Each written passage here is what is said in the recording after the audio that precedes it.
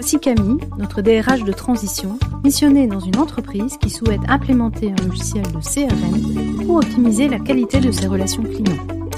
Voyons à quel type de réaction elle va se confronter ici.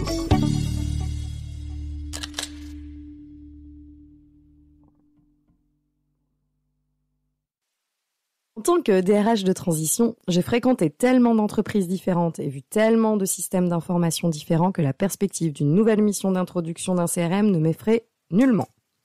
Me voici donc cette fois-ci dans une entreprise de taille moyenne qui recherche à structurer ses relations clients grâce à un outil performant.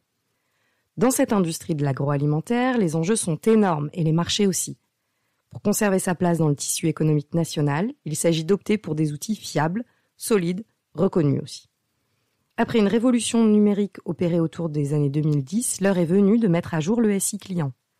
La direction générale a posé des objectifs dans le temps, de manière à ce que le projet se déploie en 6 mois.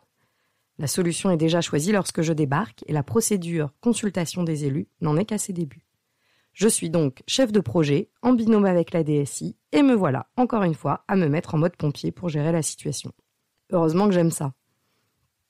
Lors de la première rencontre avec la DSI, j'ai été plutôt convaincue par son envie de bien faire.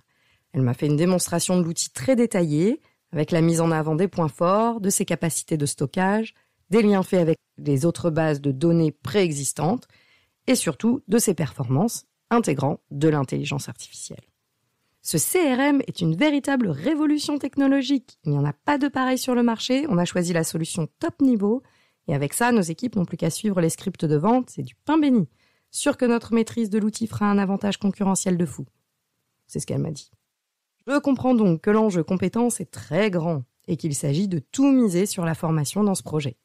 Monter un projet de formation, ça me connaît. Et en effet, il y a bien la maîtrise des outils informatiques, mais surtout, dans le cadre d'un changement d'environnement informatique, la prise en main et l'aisance sur l'outil ont un impact direct sur les conditions de travail. Changement d'outil, c'est un changement d'habitude de travail et donc, ça peut être très insécurisant pour les personnes utilisatrices. Je propose donc que soit mis en place un groupe de pilotage formation au sein de l'équipe de gestion de projet, avec 2 référents ou référentes issus des salariés eux-mêmes, un côté vente, l'autre côté administratif. Je précise que c'est à mon sens nécessaire de bien déployer en prenant en compte les besoins de montée en compétence des utilisateurs et utilisatrices eux-mêmes. De plus, l'implication des équipes avec concertation et pourquoi pas co-construction permet une meilleure appropriation ainsi qu'une conduite de changement en douceur. Tu crois vraiment qu'ils savent mieux que nous les fonctionnalités informatiques qu'il leur faut ? Me demande la DSI quand je lui expose mon idée. C'est très simple, on prend les meilleures options, on garantit la performance de l'outil et le reste suivra. Une telle innovation est forcément nécessaire. Tant pis pour les vieux de la vieille, soit ils s'y mettent, soit ils resteront sur le carreau. Ce sera tant mieux. Le train de l'innovation n'attend pas.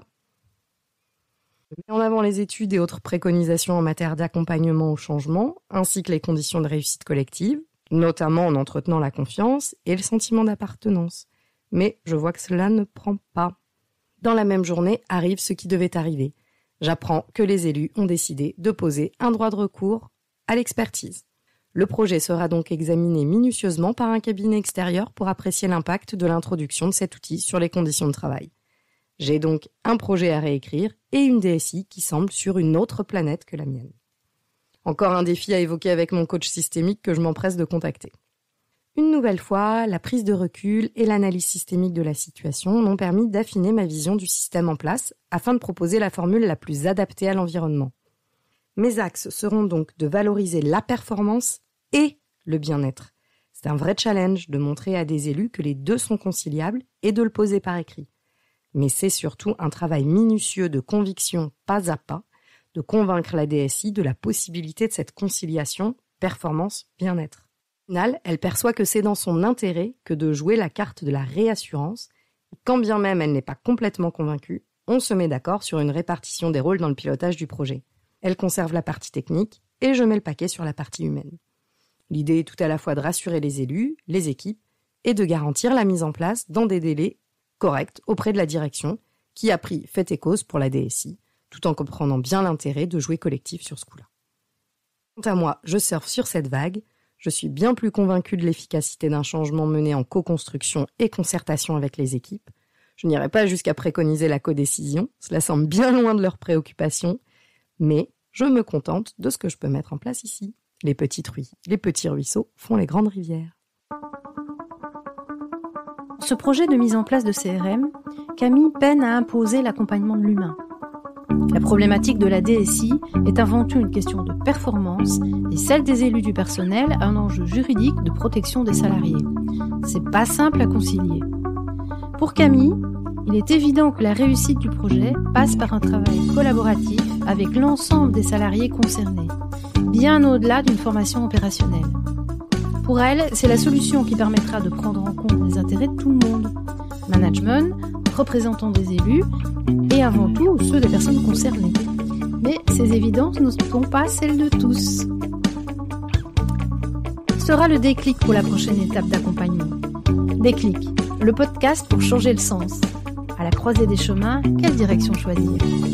Découvrez l'analyse systémique de la situation dans l'épisode annexe grâce au point de vue de Jo, coach systémique qui accompagne Camille dans ses aventures professionnelles.